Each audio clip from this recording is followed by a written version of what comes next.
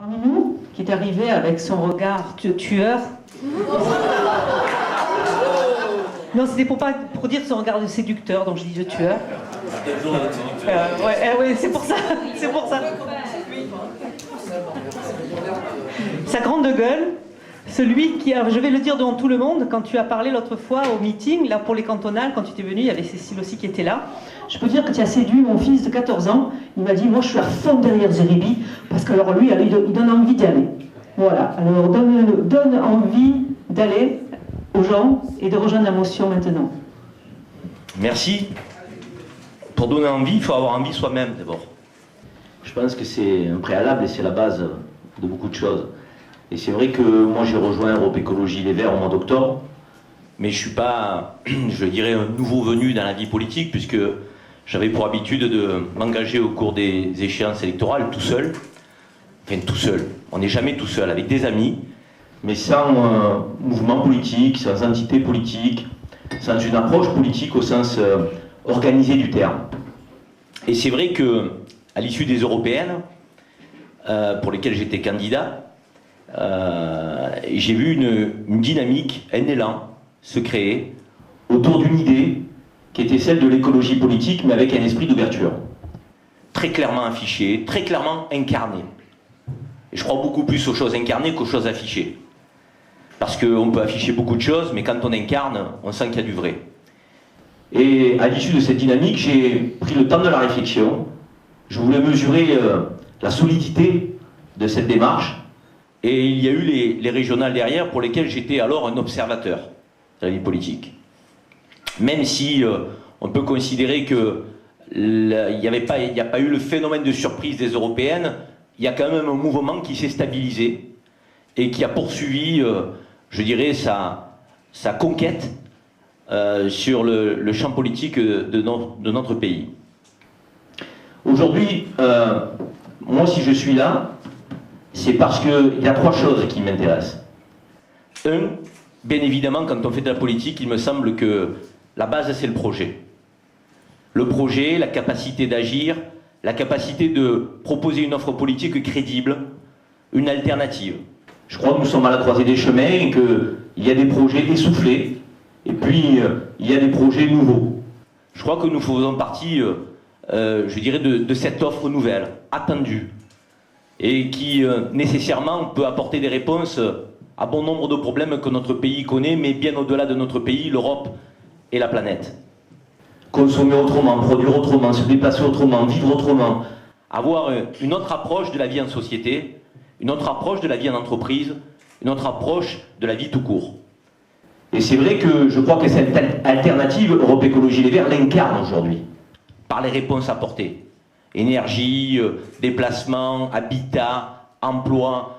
Et nous n'avons pas le sentiment qu'en dehors de notre mouvement, les uns et les autres sont capables de faire face aux grands défis qui se présentent à nous. Donc à un moment donné, quand on a ce sentiment-là, qu'il y a un projet politique solide, avec des valeurs, avec une orientation, avec un cap, avec une direction, bien évidemment qu'il faut creuser, travailler, approfondir, mais les bases sont là. À partir de ce moment-là, je me suis dit, il y a un horizon possible. Et je crois que si on a une abstention qui est croissante dans notre pays, et si on a une désespérance aussi importante, c'est parce que nombreux de nos concitoyens ne voient pas cette orientation et cet horizon possible.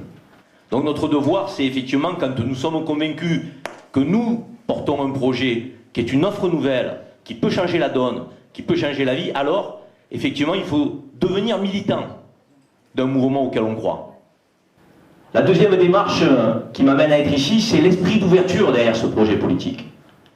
L'esprit d'ouverture, mais dans une idée de rassemblement. C'est pas l'ouverture versus l'auberge espagnole où on accueillerait des femmes et des hommes parce qu'ils ont une personnalité, parce qu'ils passent bien et qui sont susceptibles de ramener quelques suffrages les uns les autres au regard de ce qu'ils sont. Non, c'est un esprit d'ouverture qui s'appuie aussi sur une des réponses qui me paraît cruciale de la société.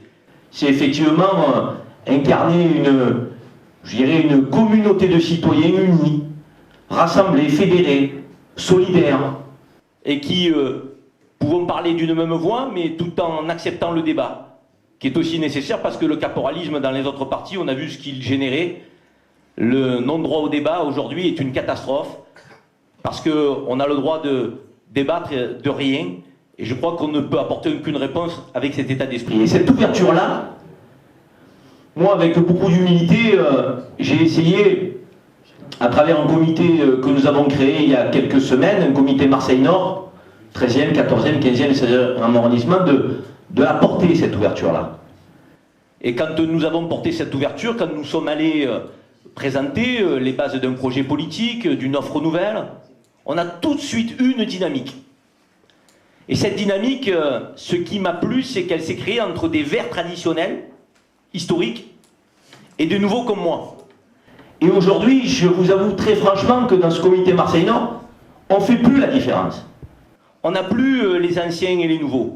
On a un comité Marseille-Nord, il y a Sophie Camard qui est là, qui en est vice-présidente, il y a Bruno Coquenne, il y a Ferdinand Richard, mais aussi Fatima Goutal, Denis Berger, et d'autres qui font partie de ce comité tout court, sans effectivement qu'on ait besoin de regarder le CV, le pédigré, les origines.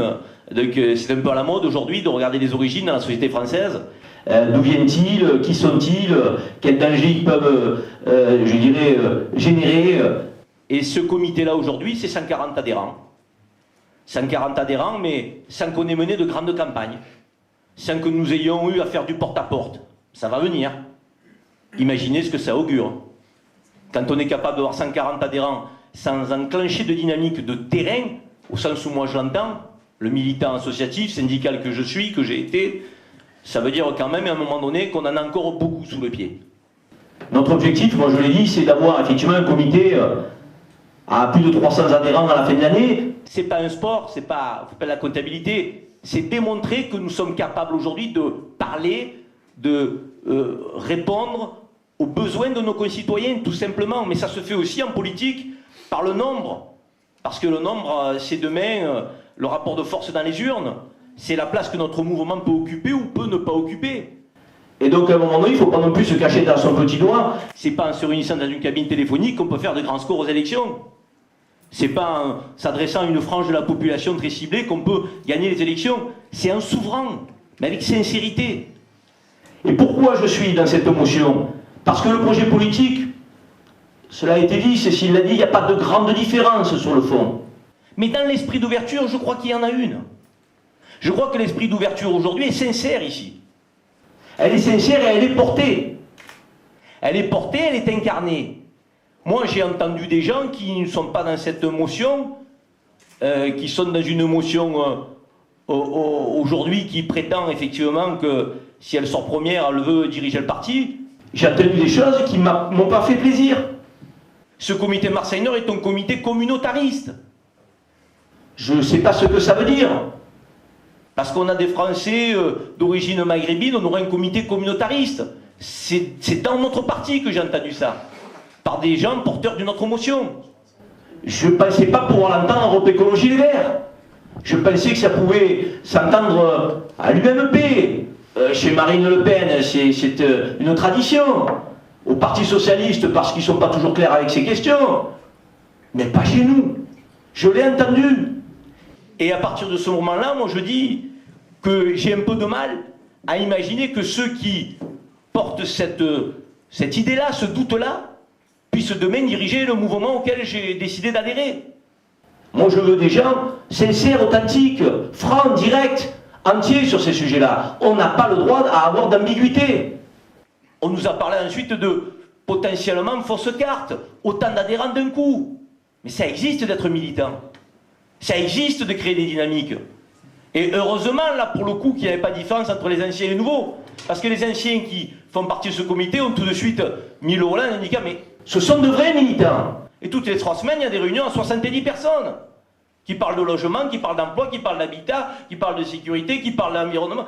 Tous les jours, je veux dire, ces gens-là sont épris de notre volonté de créer un mouvement.